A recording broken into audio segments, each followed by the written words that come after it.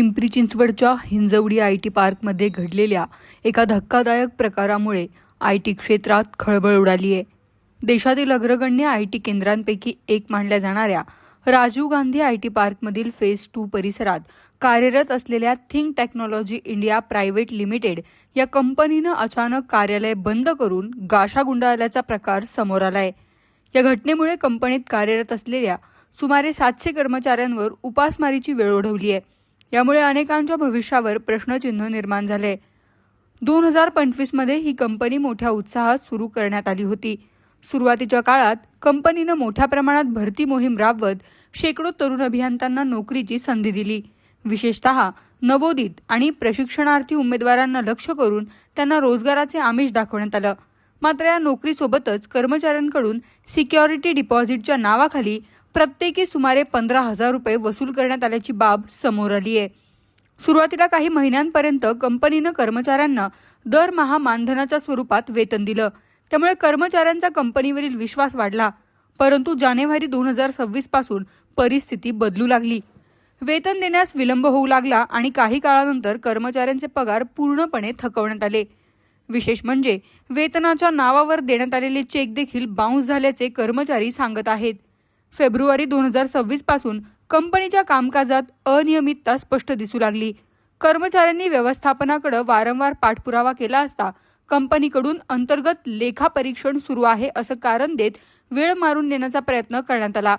लवकरच सर्व थकीत वेतन दिलं जाईल असं आश्वासनही देण्यात आलं. मात्र प्रत्यक्षात कोणतीही ठोस कारवाई न झाल्यामुळे कर्मचाऱ्यांचा संताप वाढत गेला. थिंक टेक प्रायव्हेट लिमिटेड ही हिंजवडीतली एक आयटी कंपनी आता बंद पडलेली आहे आणि त्याचा एक फार मोठी न्यूज सगळीकडे झालेली आहे.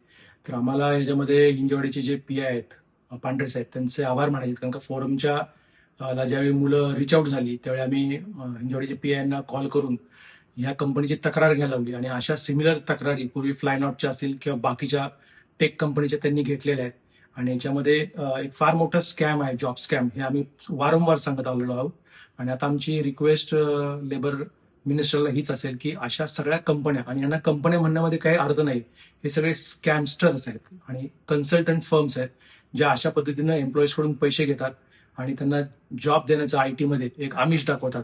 तर माझी पुन्हा एकदा राज्य सरकारला विनंती आहे की अशा सगळ्या स्कॅमर कन्सल्टंटची आपण एक लिस्ट बनवावी आणि खरंच या कंपन्यांमध्ये एवढी हायरिंगची कॅपॅसिटी आहे का? कारण का एखादी कंपनी 10 एम्प्लॉईज घेताना विचार करते, पण इथं हजार एम्प्लॉईज हे लोक घेऊन ठेवतात आणि यांच्याकडे कोणतेही प्रोजेक्ट्स नाहीयेत.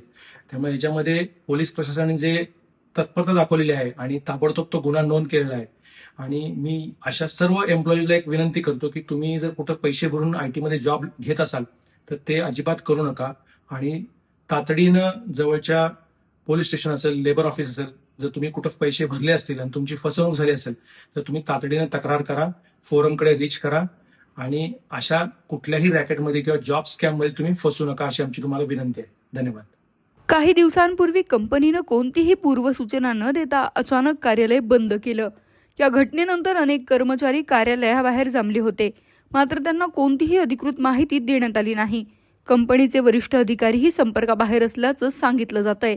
त्यामुळे संपूर्ण प्रकरणात फसवणुकीचा संशय अधिक बळावलाय.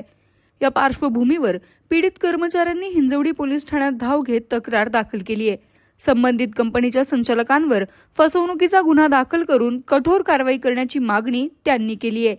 हिंजवडी आयटी पार्क हे देशातील सॉफ्टवेअर निर्यातीचं एक प्रमुख केंद्र मानलं जातं. पुण्याचे नाव जागतिक स्तरावर पोहोचवण्यात या आयटी पार्कचा मोठा वाटा आहे. मात्र अशा प्रकारच्या घटनांमुळे आयटी क्षेत्रातील सुरक्षिततेबाबत प्रश्न निर्माण होत आहेत. नवोदित अभियंत्यांच्या स्वप्नांशी खेळणाऱ्या अशा कंपन्यांवर कठोर कारवाई होणं गरजेचं असल्याची भावना व्यक्त केली जाते. सध्या या प्रकरणाचा तपास सुरू असून पुढील काही दिवसात पोलिसांकडून मोठी कारवाई होण्याची शक्यता आहे. दरम्यान नोकरी गमावलेल्या शेकडो कर्मचाऱ्यांचं भवितव्य मात्र अद्याप अनिश्चिततेत आहे. शगुफ्ता शेख, लोकमत.com, पुणे.